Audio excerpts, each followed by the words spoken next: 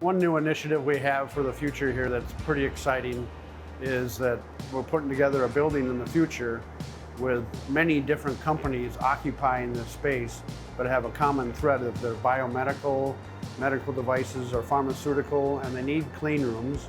And they have a lot of common needs like ultra clean water, ultra clean compressed air, procedures at a receiving dock that allow you to receive a pharmaceutical ingredient. So we have a lot of early stage companies in one building sharing common spaces and sharing conversations at water coolers.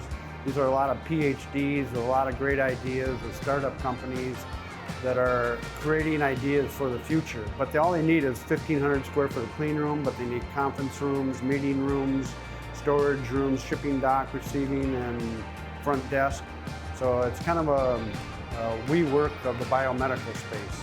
So it's a pretty exciting space and something I'm really excited about for the future.